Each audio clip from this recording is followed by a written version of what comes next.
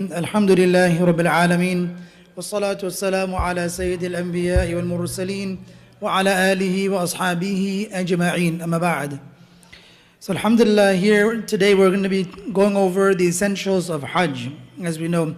And there's some detail to this presentation. If anyone has any questions for me, you can just raise your hands inshallah and just ask at that time. I have no problem with that. If the sisters would like to just voice their questions from their side, that's fine. Otherwise, I did put a notebook and a pen, or note cards and a pen on the other side, inshallah. You can write out your questions, inshallah. So the first thing is, among the virtues of Hajj, the Prophet ﷺ said, Al-Hajj al-Mabrur laysa lahu jaza'un illa al-Jannah. That for the accepted Hajj, there is no reward for it except Jannah. So if a person goes on Hajj and is performed correctly and Allah Ta'ala accepts, then according to the Prophet ﷺ, the reward itself is Jannah, which is of course the most virtuous reward a person can obtain. So we're just going to begin right away. And the first thing we want to discuss are the different types of Hajj. Okay, so there are three different types of Hajj. One is called Qiran, the second is called Ifrad, and the third is called Tamattu'. Okay, there's subtle differences between the two. Okay, for Hajj Qiran, what happens is, as we know, what happens in Hajj Qiran and Hajj Tamattu' is that a person will be performing Umrah alongside their Hajj. And when they put on the Ihram for Umrah, they will make an intention for Hajj at the same time. Qiran literally in Arabic means to connect. So they're connecting two things together. In that one intention of Ihram, they're doing both the intention of Umrah and Hajj. And so it depends on how early a person ends up arriving for Hajj, but that could end up being anywhere from 5 days, 3 days extra a person is wearing the Ihram. But that's basically Qiran. The person gets in Ihram and exits it only after Hajj is done. In Ifrad, they are not making intention to do Umrah, it's only Hajj, and therefore they only make one intention and put it on at the time that the days of Hajj begin. So Ifrad literally means for something to be singular, for something to be independent, and that's what's happening. A person is making an intention independently for Hajj. The third is Tamattu', which is the most common type of Hajj people implement. And Tamattu' literally itself means to benefit. And what this means is a person will be performing Umrah and Hajj, but two separate Ihrams. Person will arrive in Mecca, they will perform the Umrah. Then when they're done with the Umrah, they will take off the Ihram. And then when the days of Hajj begin, they will again don the Ihram a second time. Okay, and we're going to be talking about all the details related to these types of Hajj. Now the first thing I want to discuss are the fara'id of Hajj. There's technically only 3 fara'id of Hajj. If these 3 are done, then the rest of Hajj can be complete even just by giving them. But we'll talk about all of that. So the first fard, of course, of Hajj is wearing Ihram and making intention for any one of those 3 types of Hajj: Qiran, Ifrad, or Tamattu'. The first, of course, fard is Hajj, and everyone will, is Ihram. And Ihram, just as an FYI, is not a reference to the 2 clothes, the 2 towels, or the abaya for the sisters. Ihram is the intention along with the talbiyah. When that happens, a person will be in their Ihram. Even if they're wearing regular clothes, what happens oftentimes, what used to happen, is that those who were in charge of the travel groups, some of their workers would make intention for Ihram, but they would keep their regular clothes on. They wouldn't put on the 2 towels only until later on. And what they would have to do is that they would have to give them for that, for not putting on the towels at that time. But Ihram, as we know, ideally the best way is to put on the 2 cloths and then make intention. But we'll talk about Ihram when we get into the details of it, inshallah. The second fard of Hajj is wuquf in Arafah, and we'll talk about that. Just to even spend a moment in Arafah That itself is among the fara'id of Hajj. And the third is what is known as Tawaf al-Ziyarah, which is to perform Tawaf anytime between the morning of the 10th of Dhul Hijjah and the sunset of the 12th of Dhul Hijjah. Right, we'll talk about this. We'll talk about these three aspects of Hajj when we get into the days of Hajj itself. Okay. Another thing to note is that the wajibat of Hajj are 6. So there's 3 fara'id and 6 actions that are wajib. And we're just listing this out, and then we'll talk about them one by one. The first is wuquf in Muzdalifah, to stay in Muzdalifah after the sunset until Fajr Salah. The second is to perform sa'i, as we know, between Safa and Marwa. And this is performed with the tawaf al-ziyarah. The third is to do rami, to pelt the stones, which we'll talk about. And the fourth is to sacrifice an animal. Fifth is shaving or trimming the head. And the sixth is to perform the tawaf al-wada'. And we'll talk about each one of these aspects as we continue. Okay, so those are the 6 wajibat of Hajj. Okay, now one thing to note, the difference between the fara'id and the Hajj. If a person misses any one of those fara'id, the Hajj is incomplete and they have to redo their Hajj. There's no way to make that up. The ihram, the wuquf al-arafah, and also tawaf al-ziyarah, they have to be done. If any one of them are missing, basically the the Hajj is incomplete and a person has to re-perform the Hajj later on. The wajibat are slightly different, where if any of these 6 wajibat are left out, the wuquf al-Muzdalifah, sa'i, rami, sacrificing an animal, shaving or trimming the head, tawaf al-wada', if it's left out intentionally or inadvertently, it just happened, it does not invalidate the Hajj, but a person will have to give them for it. If it happened inadvertently, somehow a person missed one of these wajibat, they will give them, and that's sufficient. But if a person missed it intentionally, that's sinful. If a person didn't miss it intentionally, it's not sinful. They will have to give them. But missing it intentionally is sinful. So what they would have to do is they would have to give them and perform tawbah, because a person should not intentionally leave out any of the fara'id. Okay. Now ihram. Okay. As you know, what does ihram mean? Ihram refers to the state where halal actions become haram. And it also refers to 2 unsewn pieces of cloth that the brothers wear. We'll talk about the ihram of the sisters shortly. Okay. Now, when a person puts on the ihram, now it's good for a person to perform 2 rakahs of nafil. These 2 rakahs are not a condition for a person to enter the state of ihram. It's just nafil, it's a nafil salah. Meaning a person can put on the ihram, make niyyah, without praying the 2 rakahs, and that's sufficient. But it's recommended to pray those 2 rakahs. And when a person is praying the 2 rakahs, they will basically cover the head with one portion of the ihram. And before this, a person can put on the ihram, and then put on fragrance and different things, perform the 2 rakahs, and then after that, when a person says the talbiyah, the state of ihram begins.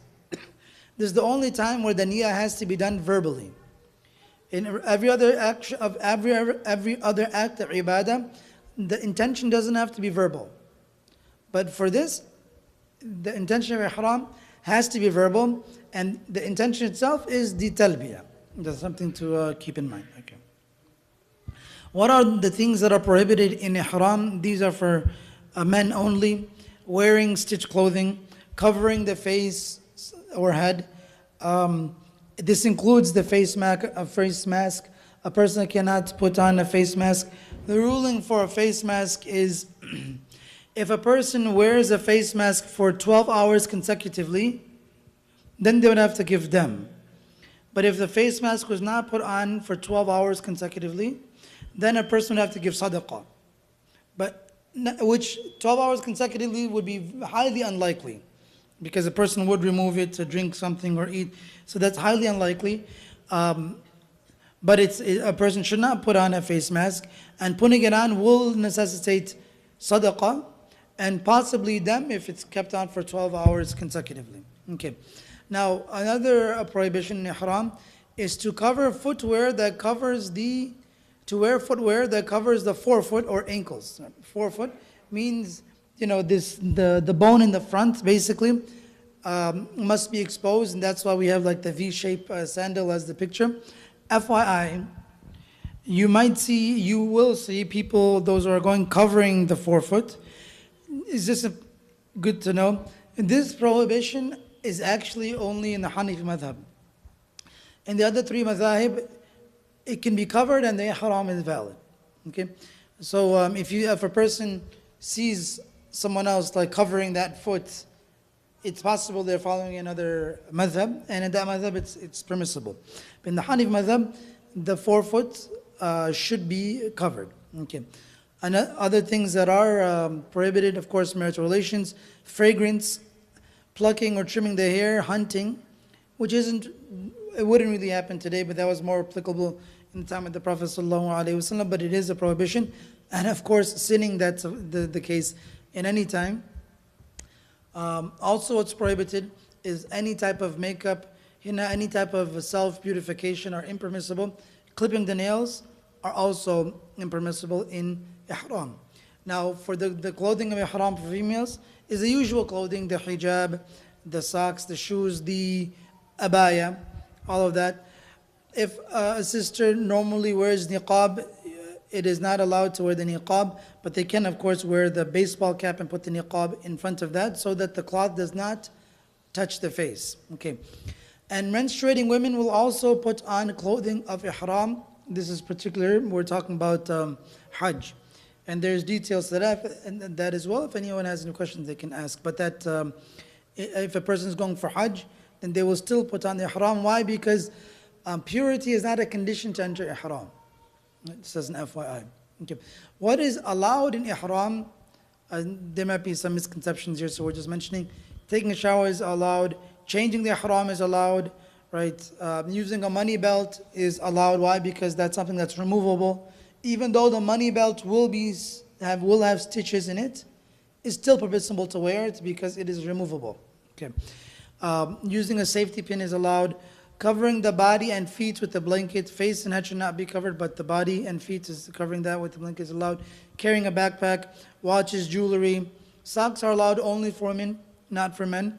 Using miswak is allowed, and also a bandage using that is also allowed.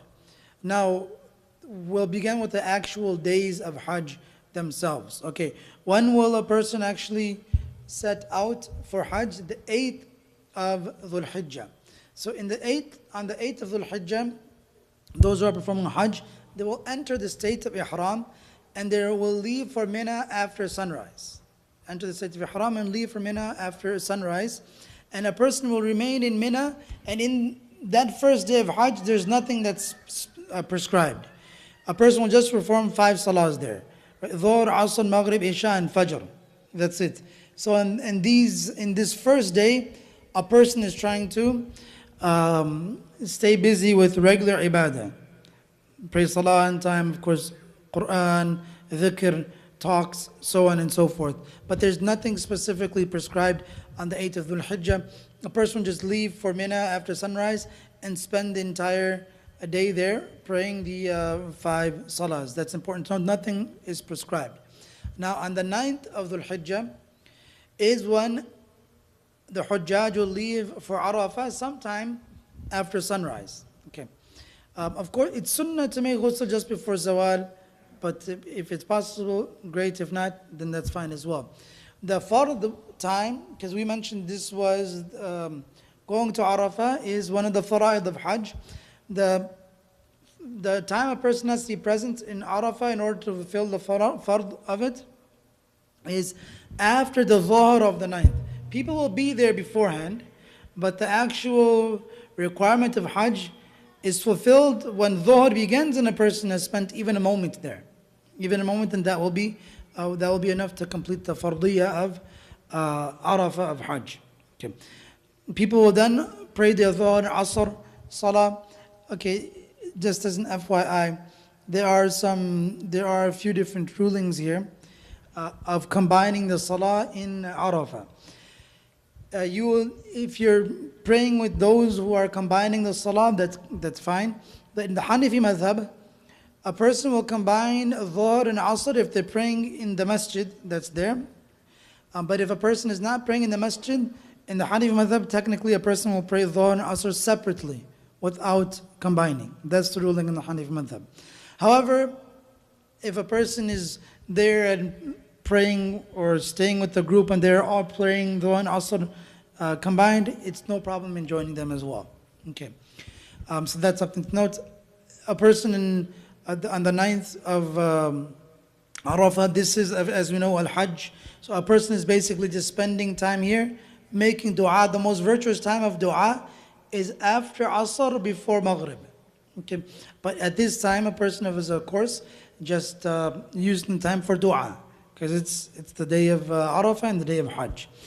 After sunset, all the Hajjaj will leave for Muzdalifah without praying Maghrib. Everyone will perform Maghrib and Isha together in Muzdalifah in Isha time. Okay, and then also, and on the 9th, after arriving in Muzdalifah, everyone will collect, the recommended amount is 70 pebbles. Why 70?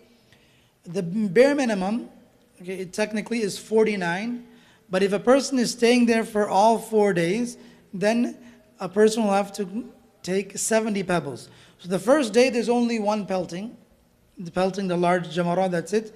The second day there's 21, which is 7 for all three. The 12th day there's also 21, 7 for all three. If a person is only staying there for 3 days, which most people do, you only need 49 pebbles. But if a person is going to be staying there the additional day, then they must also do the jamarat for all three, therefore requiring 21 extra pebbles, making it a total of 70 pebbles. And these pebbles will be taken from Muzdalifah. Okay, all right. Now that is, so the 8th was in Mina, right, praying 5 salahs there. The 9th was leaving for Arafah, spending time there. The fard starts when in Arafah? Dhuhr salah. After, once the Dhuhr begins and a person is there for a few moments, then they have fulfilled the fardiyah of Arafah of Hajj. Now this is the 10th. And now where are we right now on the 10th? Muzdalifah, I think. No, you're in Muzdalifah, right? You've arrived on the night of the 9th, right?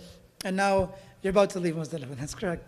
So the 10th of Dhul Hijjah, you will perform Fajr Salah. You will stay in Muzdalifah any time between dawn and sunrise. It's recommended not to leave before, a person should not leave before Fajr comes in. All right, just before sunrise, everyone will leave for Mina. Now, when a person arrives in Mina, there is this day, the 10th day, is where most of the actions will occur. Okay, there's pelting the large jamarat only, which is 7. Now there's 2 other things. A person will not be sacrificing the animal themselves. They will have to wait to be given news that the animal was sacrificed. And then the third is cutting or shaving or trimming the head. Of course, for the brothers, it is highly recommended to shave the head. The Prophet ﷺ made dua for those who shaved the head 3 times, and then he made dua for those who trimmed the hair just once. But the Prophet ﷺ said, "Bashir al-muhalliqeen, Bashir al-muhalliqeen, Bashir al-muhalliqeen." Then he said, "Bashir al-muqassirin," showing that the virtue is for those who shave the head. Right. And then, so this is the third thing. And these 3 should be done in order. And again, I'm just letting you know what the ruling is. This is also specific in the Hanif madhab. Some other madhab do not require the order to be adhered to. Right? So what will happen is you will see people pelt the large jamara and they'll just begin shaving their head. Right? Which is allowed in some of the madhab. In the Hanafi madhab, after pelting the large jamara, a person should be given news that the animal, the qurbani, was done. And the travel agent or someone will provide that. Once that occurs, then a person should proceed to shave or trim the hair. And then those 3 things are done. After that, a person will perform tawaf al-ziyarah. Tawaf al-ziyarah, Just also as an FYI, you might not be hearing the term ziyara there. A more commonly used term is ifada. You'll hear tawaful ifada. That's not as commonly, so tawaful ziyara is not as commonly used as tawaful ifada. Both are the same thing, and you should just be aware people will most likely, some will be using the word tawaful ziyara, others will be saying tawaful ifada, the same thing. Is tawaf al-ziyara, is it wajib or fard? Fard? You sure? Okay. What about you? Wajib? Fard, okay. Good. Correct, it's fard. Right, tawaf al-ziyara, tawaf al-ifada. Okay, good. Now, just something to note. On the 10th, the timing for pelting on the 10th is different than the other days. Why? Because a person is allowed to go from after Fajr until the beginning of Fajr the next day to do the Jamarah for the 10th. Although waiting for midday, doing it from midday to sunset is preferred, people will just be marching, which is good still. And so sunrise to Zawal is of course sunnah, but permissible until sunset. At this time, a person will just go and do, we're on the 10th, how many pelting will a person do on this day? 7, good. Only the large one. Very good, you're paying attention. The large one, that's it. And then those who have difficulty going at that time, the old, the weak, and the women, they can pelt at night. Okay, after halq, after a person does what is it? Pelting. What do you have to wait for then?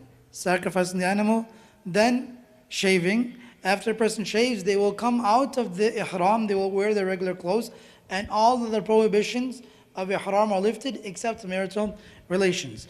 Now, the tawaf al-ziyara, also known as ifada. Good, we have a good crowd here, mashallah. Tawaf, yes. Yeah.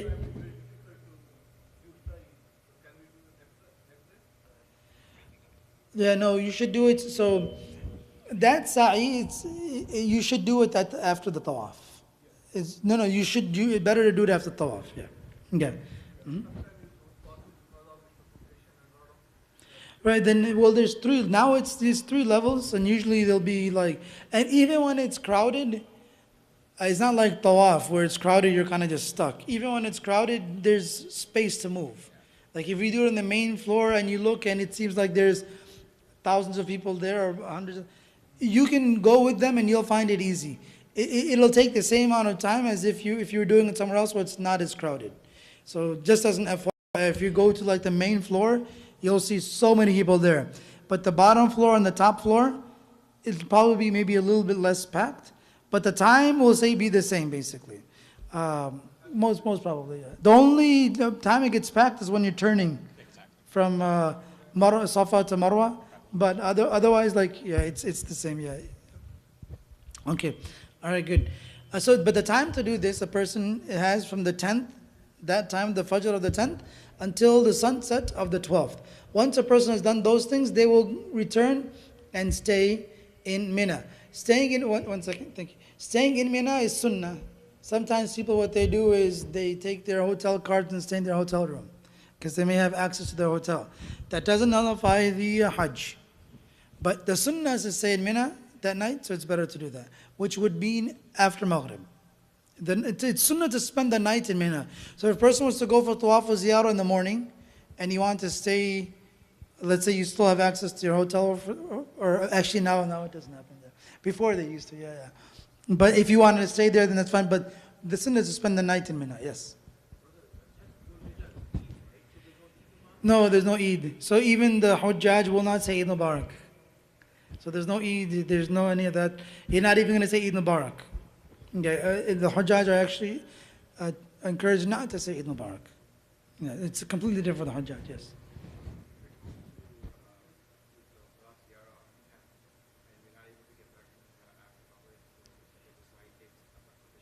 Yeah, no, that's fine, yeah. As long as you're spending some of the night there. Yeah, you don't have to be there at Maghrib, you can be there if you're there after Maghrib, as long as you spend like some of the night there, or even if you get back at like midnight after, no problem. Yeah, no problem. Inshallah, the sunnah would have been observed, inshallah. So then a person will go back, and same thing, the 11th, the only thing a person will be doing on the 11th is the Jamara, all three in order. And this is the timing for this is different. Why? Because it's going to be from midday to dawn. What was the timing for the 10th? From dawn. The timing for the 10th was after Fajr to Fajr the next day. For this, it's several hours later. So a person will not go right after Fajr on the 11th. They have to wait several hours, like 3-4 hours. And then at midday to dawn, a person has for the 11th. This is the same thing for the 12th. So on the 11th and the 12th, the Hujjaj will only be doing one thing, which is pelting all three Jamaras. And the timing for both the 11th and the 12th is from midday to the dawn of the next day. Okay. And of course, it's recommended to do dua between the Jamara pillars, like between them, and also to spend the night in Mina. And the 12th, same thing, a person will do the Jamara, and once they've done that, the Hajj technically, inshallah, is complete. Pilgrims will return to Mecca, most likely before Maghrib, and now the Hajj will remain in Mecca for as long as a person desires. The only thing that will be required for the Hujjaj after completing the Hajj is the Tawaf al-Wida. Now, a common misconception, so Tawaf al-Wida is wajib, and a common misconception people have is, because the term wida also exists in like Urdu, right? So it means like bidding farewell, or people think it has to be the last one. But that's not true. Any tawaf that's done after tawaf al-ziyarah could be done with the niyyah of tawaf al-wida, even if you're not going to be leaving right away. If a person does tawaf al-ziyarah, right, and you're going to be there until like the 15th of Dhul Hijjah, you can do tawaf al-wida on the 13th. You can do tawaf on the 13th with niyyah of tawaf al-wida, and it's complete. That wajib is complete. Person doesn't have to wait till the day that they're leaving to do that. Important to note. Any tawaf done after tawaf al-ziyarah is considered tawaf al-wida, and of course there's no ihram or sa'i with this tawaf, and it is wajib. Okay.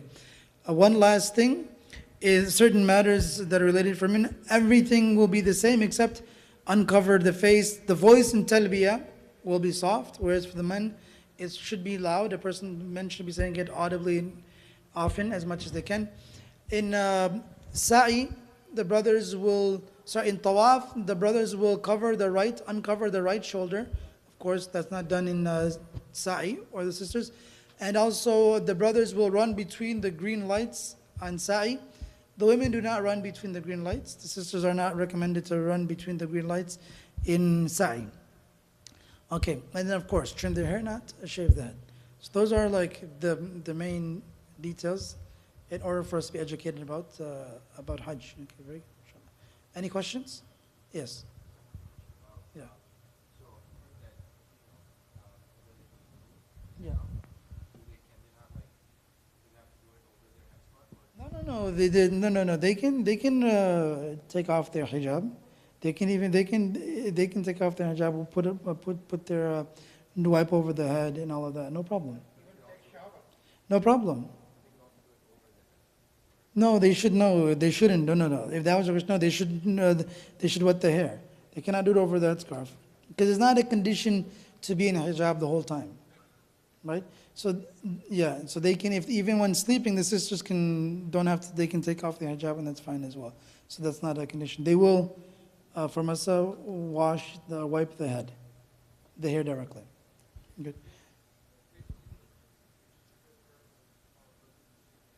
Yeah, no problem.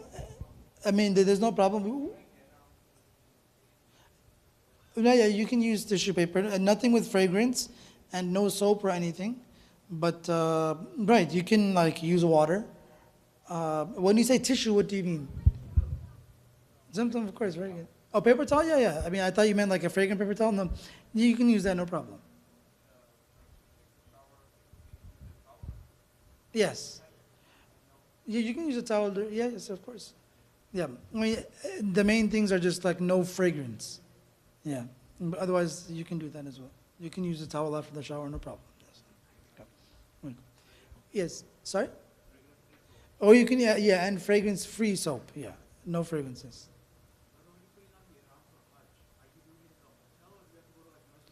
Good, no problem. Good question. No, you will put on the ihram from the hotel. So you don't have to go to Masjid Aisha. You'll put on the ihram from the hotel at that time, yeah. Very good. Yes.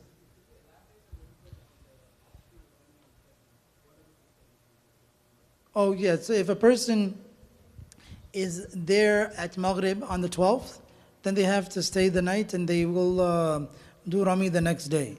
But if a person, usually when on the 12th, when pelting,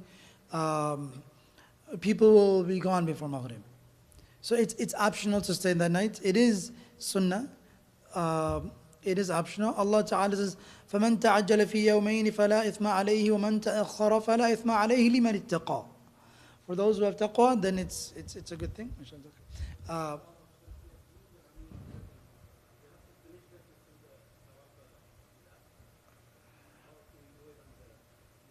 No. So the tawaf of ziyarah has to be done between.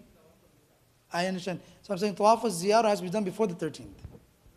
So if you do tawaf on the 13th or any tawaf, let's say you do tawaf of ziyarah, and then you do another tawaf right after, that can be tawaf al wida. Yeah. No, you don't have to. No, you don't have to. Yeah. Right. And that's a good question. Yeah, it is actually recommended for sisters to do the tawaf al-wida after tawaf al-ziyarah out of precaution to not, so that they don't end up like not praying the next day and then be stuck or have to give them rather. But so it may be recommended, the sister would never have it, but it may be recommended depending on the situation to do 2 consecutive tawafs. One for tawaf al-ziyarah, also known as tawaf al-ifada, and then wida. And then that would cover everything, yes. Okay, during Mina, can one use on an eye mask to fall asleep? Easier, only to cover eyes. The eyes, if that is also like, if that is also less than, like, it's the same ruling, that if it's 12 hours or more, it'll require them. If it's less, it'll be sadaqah. And most likely a person is not going to be like sleeping for 12 or more hours. So if that does happen, a person will have to pray, give sadaqah. Okay, that answers that question. Second, tawaf ziyarah. If we are out of ihram, then we do sa'i, is tawaf ziyarah. Okay, can we, that without ihram? The sa'i. So the question is, no, this is going to be not in ihram. Tawaf al-ziyarah. So on the 10th, when the men are done with the 3 things, they're out of ihram. So tawaf al-ziyarah is not going to be in ihram. I mean, they're going to be out of the ihram like 2 days or like 2 days prior to that. Okay, yeah. So that they will not be doing that with the. So it's right. Sa'i will be done in regular clothes, to answer your question. Yeah, very good question. Then after the Hajj, can we go to Aisha Masjid and make niyyah for Umrah? Yes, after Hajj, you can go to Masjid Aisha and make a niyyah for another Umrah. Although some scholars say it's more recommended to just spend extra time doing more tawafs.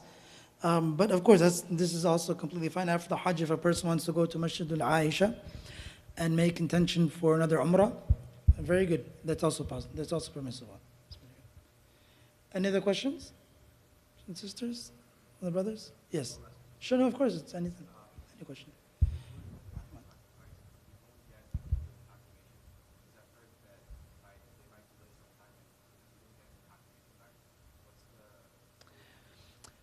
Good, yeah. I mean, even in the Hanif madhab, there's 2 opinions. So where following the order is required, and another opinion in the Hanif madhab is that it's not required. So, but the fatwa is on following the order, and it isn't a requirement in the madhab if a person is falling into like some level of difficulty due to waiting for like the news, and it becomes like several hours. Like you don't get, either you get confirmation not sure, or you're just not getting any word back, then you can proceed. Okay, now I'd like to give it to Brother Amir to go over the logistical aspects of Hajj, mashallah. Brother Amir is a Hajj veteran, mashallah. Allah accept him. Jazakallah khair. Assalamu alaikum wa rahmatullahi wa barakatuh. So, inshallah, we'll also come back to Q&A. I'm sure a lot of questions will come up based on what we're going to talk about right now. What I want to do is talk about, we'll come back to all of these slides, but this slide here is very, very important and very, very key. So first and foremost, right, you are the chosen ones, mashallah, in the entire ummah to be making the Hajj pilgrimage this year. So you have a very, very big responsibility, especially to make dua for all those abroad, our brothers, sisters, fathers, mothers, people of all ages, children, youth, you know, they out of everyone are looking forward to your duas at Hajj. And in order for you to accomplish that, you have to take care of yourself. So everyone is going to have their itinerary based on how the travel has been arranged. And unfortunately, there's just a lot of changes now. The Ministry of Hajj has taken over the North American subcontinent, Europe, and Australia, which basically means that private agents that used to be able to go and have, guide the Hujjaj and have a scholar alongside, all of that is put to the side. So there are definitely going to be challenges, and you have to be ready for that, and you have to have that positive mindset that, whatever it is, Allah subhanahu wa ta'ala will make it easy. So the dua that you should always make is, Ya Allah, accept it from me and make it easy from me, as in our Hajj, our journey. Everything that begins now, right, from your preparation to your travel to when you land into Makkah and Medina. Now, when I used to land when Hajj used to be around this time, you feel like you're in an oven, literally. It's so hot. And you have to be ready for that. But you also have to remember, do not panic. The body that Allah subhanahu wa ta'ala has blessed us with is able to accommodate and adapt. So you're going to feel like you're walking in an oven, and you're going to freak out when you get off at the airport after landing in Saudi, because this is really one of the hottest times of the year. Okay, you're talking 120, 130 degree weather and humid and all of that. So don't panic, just deep breaths. It will be fine. Your body will adjust, inshallah. And what you want to do is you want to go ahead and take things that will help you alongside that journey, right? So first and foremost, get these cooling towels. You're going to need it for the days of Mina. Sometimes in Mina, you'll be right underneath the air conditioning unit, and you'll be freezing in the tents. Some of you will be away from the unit, and you'll be boiling, right? So you don't know what the temperature in Mina is going to be like. So equip yourself and have these cooling towels just in case you're away from the air conditioning. And what it is, you put these towels into just running water, and it's like an athlete towel, and you wrap it around your head. And for men, it's okay. It's an unstitched garment. So you would just kind of wrap it around your neck, let it hang down from the sides, right? So the back of the neck is covered. And it actually works really well. It can go up to 30, 40 minutes. The slide next, the picture next to that on the slide is Gatorade packets. So I would avoid buying the big tub just because it's hard to manage. But if you have a lot of these small packets, you're going to have a lot of water bottles everywhere you go. Zamzam is going to be there in Masjid al-Nabwi and Masjid al-Haram. Just whenever you go to the masjid, just stand up and drink Zamzam till you can't drink anymore, right? And drink it with the intention that, Ya Allah, this is the blessed water, and keep my immunity, higher than normal, and don't make me get sick. So when you drink Zamzam, make duas for yourself for any ailments that you have, and especially that you don't get sick during the days of Hajj, and you won't, because that positive mindset is so key. If you go with the mindset that you're gonna get sick, I'm telling you, I've seen it time and time again. People will get through the Hajj, and just before coming back, they'll get really, really sick, or they'll be fine for a few days, and then just before the Hajj starts, they'll get really, really sick. So if you tell your mind that, inshallah, I'm going to be fine. I'm in the house of Allah subhanahu wa ta'ala. I'm going to drink as much Zamzam as I can. I'm going to take care of my body. I'm going to listen to what my body is saying. If my body is saying it's too hot right now outside, I'm not going to tough myself out. I'm going to go back inside, okay? If my body is saying I need to sleep, I'm going to get whatever the salah is that's coming up, and I'm going to lay down after that. So you got to make sure that you're addressing bodily needs. The other two, the slippers are for the men. So for the days of ihram, these are the two-banded slippers. And I would recommend having at least 2 to 3 pairs. What I mean by that, and I've had it done to myself, where you're in the two-banded slippers and you're putting so much mileage, so much footsteps, on those that, one of the Hajj years that I was walking to Rami on the 10th of Zulhijjah, I'm leading the group with hundreds of people, and my slipper snaps right in the tunnel. So I literally pull over, I grab another slipper out of my backpack, and I'm on my way again. So you got to keep that in mind. And invest in good quality slippers. For men, it's really the 8th, the 9th, and the 10th. Now, when I say the 10th, you're going to be in those slippers walking from Mina all the way to Jamarat when you do your Rami.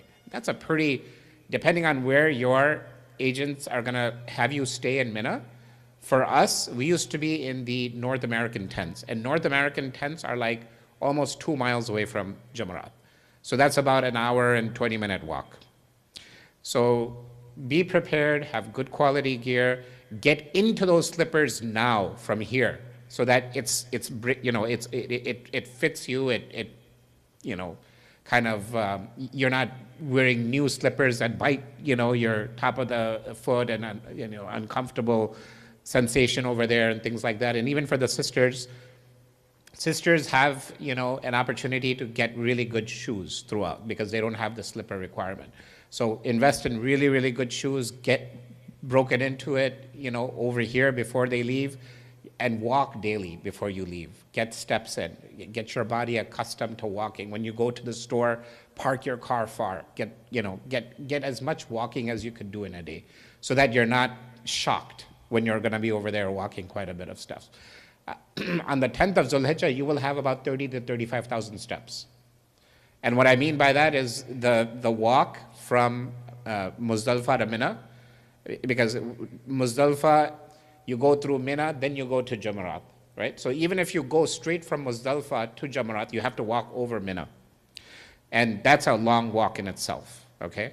Then if you're planning to do Tawaf Ziyarah that same night, which is a really good idea like you brought up, those steps are going to be adding up. So be prepared to get about 30 to 35,000 steps in on the 10th of Zulhijjah, right? 10th is that is the day that you're going to be pushing your limits to the max. Now, the other thing to remember is start your vitamin C's here as well. Your vitamin C will boost your immunity. Talk to your doctor, get your immunity going. Get your Z-Packs, your antibiotics. Not only have the prescription itself, but have the written script also, because if you lose your bag and if you lose your medication, you're not going to be able to just go to a pharmacy and say, hey, give me some erythromycin or whatever. They're going to need a prescription for that. And you want to save that time from having to go see a doctor there and getting a prescription. So have your prescriptions here written out for you, and they will honor that there. And now you have these 2 backpacks on the right side. The top one is like a sling bag. You should have this sling bag with you at all times. You will put your slippers in here. The last thing that you want to be in a situation is forgetting where your slippers are. You have all of the shoe racks in both the masajid, and they're numbered. And you're going to be like, oh yeah, I'm going to remember this number. Only problem is, when you're walking forward, you're going as close as you can to the Qibla, right? Whether you're in Masjid al-Nabawi or in Masjid al-Haramain. Now when you're coming back, you're like, oh my gosh, where is that? Where is number 36? Number 43. It's going to be very tough. Unnecessary stress. So put your slippers in that sling bag every time in Masjid al-Nabawi in Makkah when you go into the Kaaba.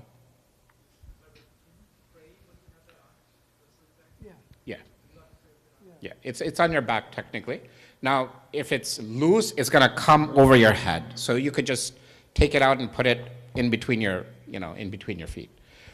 And then the backpack underneath that is also key, depending on what your logistics are going to be during the days of Mina. This backpack comes in handy for Mina. So you're not going to take all your bags. All your bags, your big suitcases are going to go into storage. You're not going to have access to those on the days of Hajj. So what you want to do is you want to have a decent sized backpack where you'll have your immediate 5-day belongings. You'll be able to probably have a hand carry, and you'll be able to have a backpack. Now, hand carries, carry on with the wheels, they're not going to be allowed in Jamarat. So what a lot of people do is on the 12th of Zulhijjah, when they're staying in Mina, what they do is they're going to wait for the time of pelting to begin, which is Zohar, but it's very, very hot at Zohar time. I don't recommend anybody to go in the sun, hot, steamy weather, to get that walk, because you're going to dehydrate yourself. So a lot of times people wait till like Asr, when the sun is kind of coming down, and they'll just have a backpack. And if their agents say, okay, this is where we will also have you assigned, like a lot of times it's a place called Aziziyah. Aziziyah is around Jamarat. Some people will have hotels in Makkah itself, which is a blessing. But the package is very, very expensive for that, right? So depending on what you have. If you have a stay in Aziziyah, then if you are traveling light into Mina, you can just take your backpack. When you're comfortable going to pelt, you go and pelt on the 12th of Zulhijjah. And if your intention is not to come back to Mina on the 13th and you want to just exit out, then you have your backpack, you have your belongings, you go straight into Aziziyah. And by this time, you will know the area, right? On 10th of Zulhijjah, a lot of times what the travel agents do is right after Fajr, on the 10th of Zulhijjah, you'll pray Fajr in Muzdalifah. Then you'll come back to Mina, to your tents. You'll carry your backpacks, and you will walk to Jamarat. You'll do your pelting, and then you'll go to your apartment in Aziziyah, if the stay is in Aziziyah. If the stay is in Makkah, a lot of times people will just be like, you know what, I'm just going to, on my own, get a cab and I'll go to the hotel. Regardless, you have your backpack, you have your belongings, it's right on you, and you're able to freely decide what you want to do for yourself. Now, if all your belongings are in that carry-on bag, then it's going to be tough for you. You will have to wait for a bus to take you out of Mina on the 12th of Zulhijjah. Obviously, on the 10th, regardless, even if you take a carry-on bag, you're not going to be able to wheel that into Jamarat. That's not going to happen. Now, just to give you an idea, this is kind of a map of what the 3-mile radius looks like. So as you can see, Arafat and the Kaaba are at two different ends. So Arafat is where you're going to go on the 9th of Zulhijjah, and then so what's going to happen is you're going to be in Mina, right, on the 8th. A lot of times what the agents will do is to beat the traffic, they will move you into Mina on the night of the 7th. If that happens, that's perfect. You don't have to panic and say, oh my gosh, I'm going to be one extra day in Mina. Why? I don't want to leave my hotel.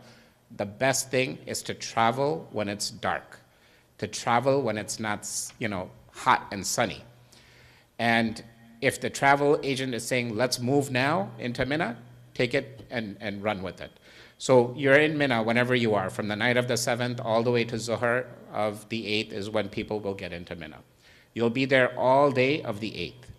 Now similarly, on the 9th, like Maulana Arif said, when does the time of Arafah begin on the 9th of Zulhijjah? After Zohar, right? Zohar time is when that timer begins. So a lot of times the agents will also, who are thinking ahead, they'll be like, right after Fajr, we're going to get on our buses and we're going to get into Arafah. Excellent idea. But once you get into Arafah, it's a very ajib feeling, right? You have heard what Arafah is, where we are going to be on the Day of Judgment, where Adam alayhi salam, Hawa alayhi salam met on this, when they were brought down to earth. There's a lot of history in Arafah. So a lot of times I've seen people, they get into Arafah early, right? Right after Fajr, the agents get them into Arafah, and now they want to tour, they want to explore, they want to go here, go there, go there, go here. And now guess what happens? When the time of Zohar comes, they are drained. Now they're sleeping in a corner. And the time that Arafah begins, the actual ibadat, they have drained their battery out completely, and they're in a corner sleeping away. So you want to be very, very smart about not using up your energy in that morning time if the travel agent gets you into Arafah that early. That is your time to just look around for a few minutes, make a dua, and go into your tent and sleep. And sleep till, just maybe an hour before Zohar, you want to go and make, your freshen up and make your wudu and all that. So at Zohar time, you're ready to go. So the key time is Arafah, from Zohar to Maghrib. That is the key time. Make sure you are preserving your energy. I cannot stress how much that is important. That Gatorade packet will come in handy. Salt packets, like I said, water bottles will be in abundance. You're gonna find water bottles everywhere. You take that pack, put it into your water bottles. They'll be this size or a little bit smaller. Shake it up, drink it. You're gonna be able to stay hydrated. Now, a lot of times people will be like, no, I can't drink water. I have to use the bathroom.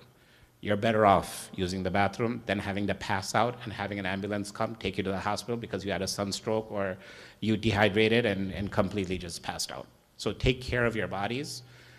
Yes, the bathroom situation is not the greatest in Mina, in Muzdalifah, and Arafah. It is public in a tent area, but you'll get used to it. At first, you'll panic. Don't panic. It'll be fine. You will get used to everything that's there. Just make sure that you are there as representatives of the Ummah. Okay. So once again, yes? No, you'll more than likely in Mina, in Muzdalifah, and in Arafat. You will pray where your group is. So you will pray in your tent, for example. You will pray in Muzdalifah, wherever that area you will have, kind of bordered out for your group. You'll just stand up there and you'll make your jamaats and you'll pray. And you'll see multiple jamaats happening. In Mina, you'll hear multiple jamaats that are happening. Even in Arafah, normally, we don't even recommend people going to Masjid al-Nimra because where we stay for North America, I don't know where it'll be this time because everything has changed with the Ministry of Hajj doing what they are. Masjid al-Nimra was very far for us. So we never recommended anybody to go because we're like, look, if you go, you're on your own responsibility. And if you get lost, we have to manage the group. We can't come and get you. So technically, you are making an agreement that you are officially branching off from the group to go to Masjid al-Nimra. Don't do that. Wallahi, I'm telling you, when you go for Umrah, you will have the opportunity to go and visit all of those sites where there's much less, rush. But on the days of Hajj, don't separate from your group. That's just unnecessary burden on the group leader and stress for you if you're spending so much money to go, you don't want to be branched off from your group. Okay, so what else do we have? Okay, some really key lessons learned that I want to share with all of you is that you don't need a local SIM card over there. You don't need a local phone. Things have changed. It's a very lengthy process to get a local SIM card. You will have to stand in line, show your passport copy and your fingerprints ID and all that, then you will get a SIM card. Things are much easier now. If you have T-Mobile, it's unlimited data and roaming. If you have AT&T, you can just get the international passport and you will be able to use your own phone while on roaming for international data. And then the hotels will have Wi-Fi. So, you'll be able to FaceTime or do whatever you need to do without using your data, okay?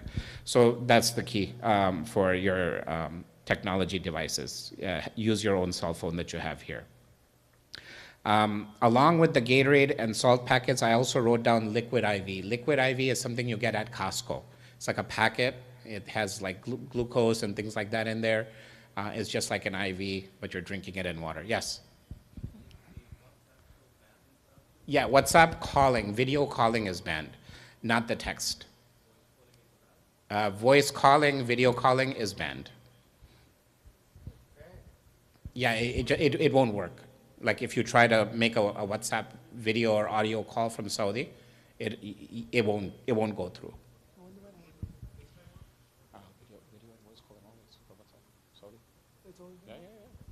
FaceTime works. FaceTime works, yeah. So if you have an Apple phone, FaceTime works. Or, like I have a Samsung and I just voice note. I just voice record, send the message, voice record back. That works just fine.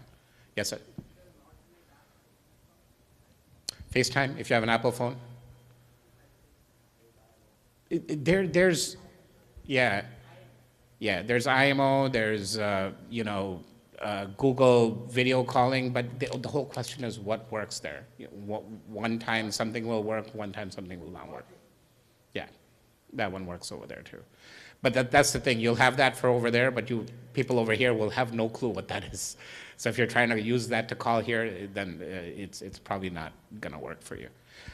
Okay, so liquid IV, salt packs, Gatorade packs, cooling towel, we talked about that, prescription medications. Now, copies of passport, that's very, very important. You want to have the front page and your picture page. Not only do you want to keep your copy with you, in your money bag or, somewhere in your luggage, you also want to have somebody here who has a copy of that as well. The reason for that is because you will surrender your passport when you land. When you land into Saudi, you will surrender your passport. That's how it has been. I am pretty sure that has not changed right now. So you assume that that's what you'll be doing here as well. Some people freak out. Say that again. You're not surrendering your passports this year? Okay. So there's a lot of unknowns, right? So, yeah. I would assume that you're going to do that because that's what has happened in the past years. And yeah, the tour operator collects it, and then you have what's called a muallim. A muallim is your local Saudi national who is responsible for your group, technically. So you fall under that. So he will actually hold all the passports throughout your Hajj trip. Yeah, one muallim has thousands of people under him. So again, yes. That's why that's where the copies of the passport come in handy. The copies of the passport? So when these people found out that they had lost the passport, the copies did work for them, or they were able to expedite a new passport and facilitate getting it mailed out and shipped out and so forth. But at Hajj time, the copies of the passport will work. It's very uncommon for passports to get lost, but it can happen. And if anything, right now it makes the Ministry of Hajj look really, really bad with all these changes if they start losing passports. So if anything, my guess right now is that they're going to be extra cautious and extra careful from previous years with your passport. But you still want to have the front page copy that shows what country you're from, and the picture page, and the visa page as well, the Hajj visa page. So 3 pages. Keep those copies with. Make multiple copies. Keep one here. Keep one with your spouse or your family member who's going with you or friend, and one with you. Another thing to remember is to make a will. It's the sunnah of the Prophet ﷺ to make your arrangements when you're going for Hajj, and a lot of people don't have a will. So you can reach out to Sharia board, you can reach out to a local attorney. They will give you a template format for making a will, and I would suggest make a will before you go. Yes? Well, somebody had a question? Giant samosas are out. Okay, so the key is, send free products. You can buy all of that at Target. Send free wipes, send free hand sanitizer, send free soap. You get everything at Target. Even the foot cream, I've seen Vaseline have advanced repair unscented, for example. So keep that in mind.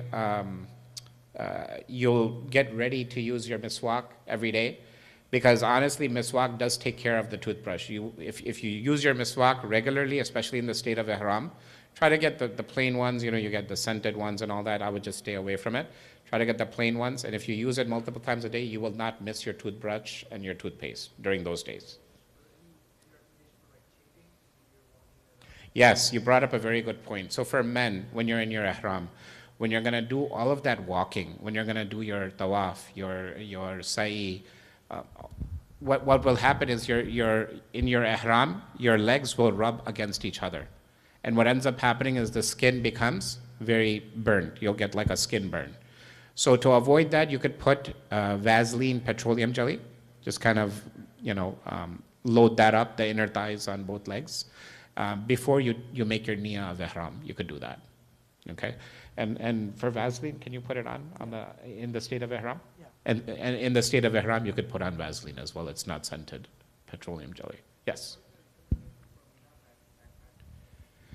So for Mina backpack, I would keep at least you're going to be wearing your ihram at this time, and keep a half sheet of ihram as well, just in case, something happens and you need to change.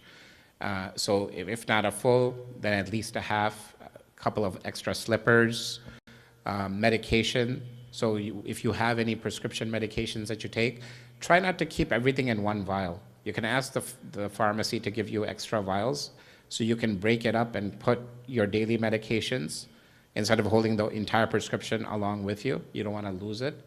So you can break it up and keep it into smaller, bottles.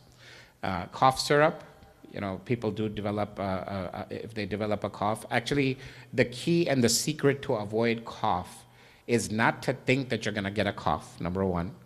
And number two, whenever you go to drink Zamzam in both the Haramain, in the middle of the Zamzam container is a container called, it's labeled as not cold. So in the not cold container, there's no ice. So a lot of times what happens is, it's hot, we want to get the cold Zamzam going, but if you overdo it, your throat does get irritated. That's what I felt from personal experience. So if you're very, very hot and you need something cold, go ahead and take your first glass and have the cold one. But then the majority of the Zamzam that you drink, try to keep that as not cold. Your throat will thank you later for that. And the vitamin C, of course, it goes a long way. Keep cough drops, cough syrups. You get those Nature Valley, granola bars. That comes in handy for when you're staying in Muzdalifah. You will get hungry and you don't want to eat a lot in Muzdalifah. So, you just want to go. You get into Muzdalifah at nighttime. You're going to get your pebbles and you're going to sleep. You're going to get rested because the following day on the 10th is going to be, like I said, expect 30 to 35,000 steps. The other thing that I want to tell everyone is that as best as you can, try to stay on US time zone. Staying on the US time zone will avoid a lot of that jet lag, and it will avoid the sunlight as well. So what that basically means is you'll stay up from Asr all the way to Fajr. And then after you're done with Fajr, have breakfast and sleep till Zohar. Pray your Zohar, sleep till Asr. That's what I personally did, and I found that to be very beneficial because I didn't have an issue with sunlight.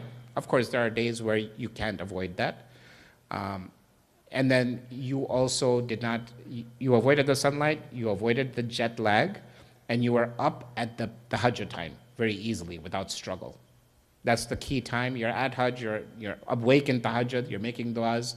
What better way to ask Allah subhanahu wa ta'ala during that time? So staying out, maintaining a US time zone, it really goes a long way.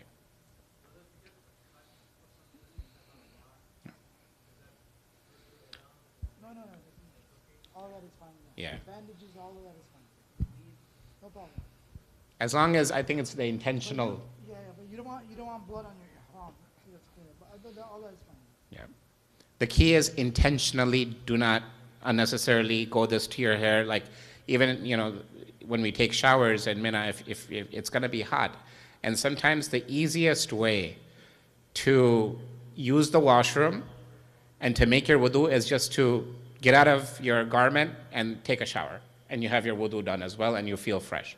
But don't unnecessarily scrub your hair with the hair follicles falling out.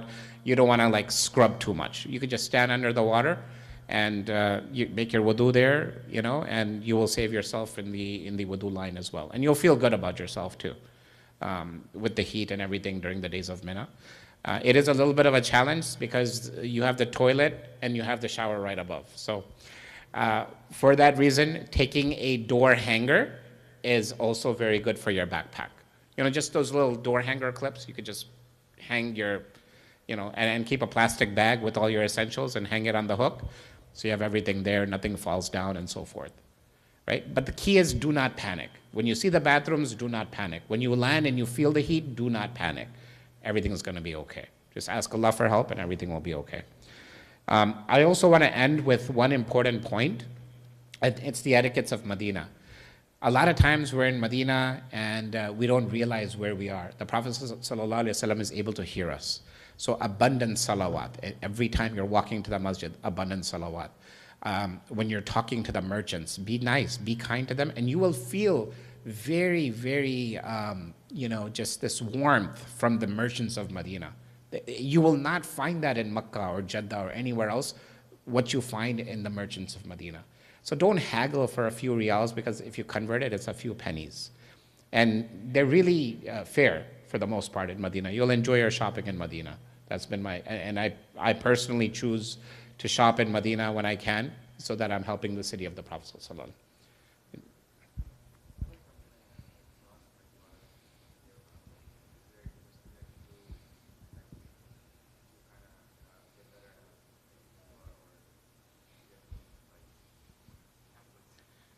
Yeah, I mean, no, for du'as, yes. I mean, you should have it all planned out beforehand, written out, especially when you're in the haram, like in Mecca. You don't want to be like trying to make du'a on the fly. You should have everything written out, like plan it as if you're doing like a presentation. And then in your mind, you have it all planned out. And yeah, I mean, your du'as are going to be repeated. You want to just repeat the same thing as many times as you can. In terms of templates, I mean, you can just look up online good du'as. I mean, I just the best template would be, of course, I mean, etiquette of du'a, hamd, salawat, ask for forgiveness, and then move on from there. Forgiveness for yourself, your parents, your relatives, your family, your relatives, so on and so forth. But yeah, I mean, you want to think it through beforehand, definitely. Try not to make it go on the fly. And Mulana Arif brings up a really good point. I wasn't planning to talk about this, but mashallah, Allah made him say what he said. Yeah, and in the next 3 minutes, I got my 3-minute warning. So I'll tell you that the dua that you make when you're making tawaf, there's only one dua to make, which is Rabbana atina fid dunya hasana wa fil akhirati hasana wa qina adhab an-nar. And that is at the last corner, which is called the Yemeni corner to Hajar Aswad. Now, what are you doing outside of that corner? You know, I see a lot of people just frantic. Oh, this is one, this is one, this is one, this is two, this is two. And they're wasting away that opportunity to make dua. So what you could do is have a plan. You have 7 circuits of tawaf. Every circuit, make a theme. The first circuit, Tarif of Allah. Second circuit, Salawat. Third circuit, Shukr of being there. Fourth circuit, Astaghfar. Fifth circuit, make dua for yourself. 6 for your parents. 7 for all your family and everyone. And you will feel so amazingly awesome after the tawaf, because you felt like you covered everything.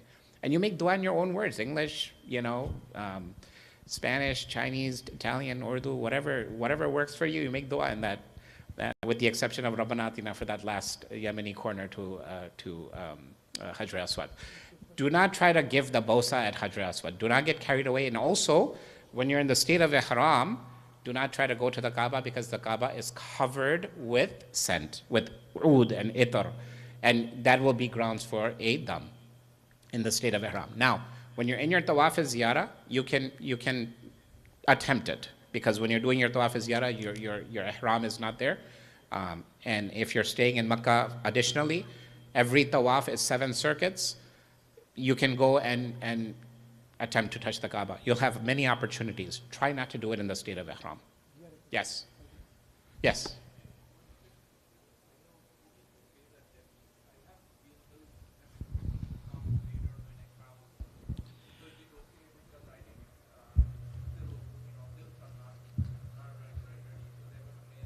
No, that's fine. That's no problem. That won't be an issue. Yeah.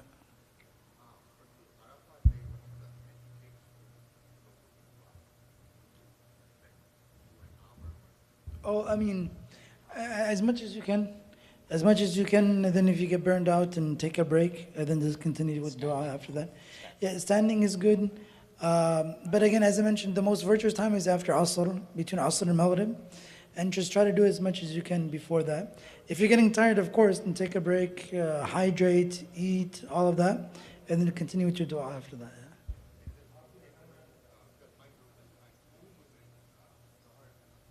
Yeah, yeah. That'll be fine if that's what your group is doing. Yeah, that's fine. Yeah.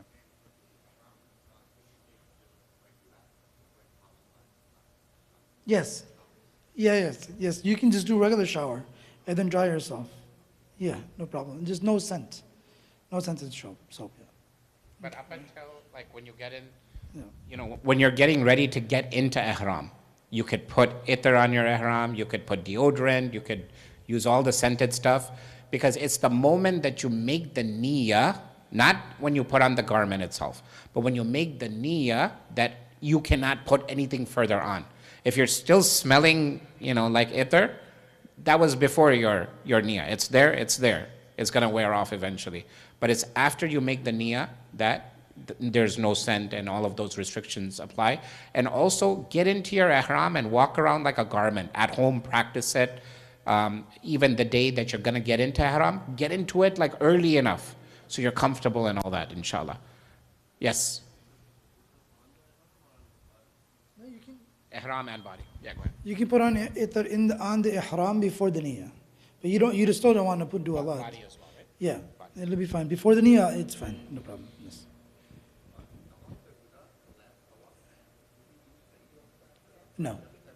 No, just only tawaf. There's no sa'i for that. No, 7. Tawaf is always 7. Yeah, it's always 7. No sa'i though, yeah. Right. Yes. No, it's 7 circuits plus 2 rak'ahs. The tawaf will be incomplete until the 2 rak'ahs are prayed. It should be done after that. But even if you forget to do it then, you could do it here. Any questions from the sisters? Okay, inshallah.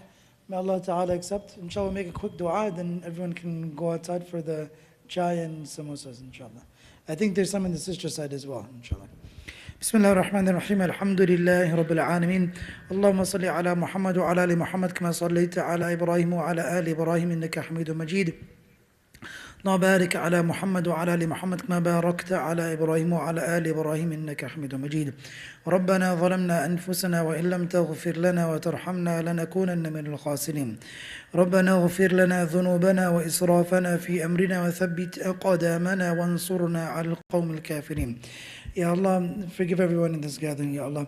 Ya Allah, accept our coming here to learn about your Hajj, Ya Allah. To those who are leaving for Hajj, Ya Allah, allow them to have a successful Hajj, Ya Allah, Hajj with ease, Ya Allah, Hajj mabrur, Ya Allah, and accepted Hajj, Ya Allah, and give us all the reward who are present here today, and allow them to remember us, Ya Allah, and accept that from them, and make it easy for them. Ameen. Wa sallallahu ala khayri khalqi Muhammad, wa ala alihi wa ashabihi ajma'in, bi rahmatika ya arhamar rahimin. Ameen.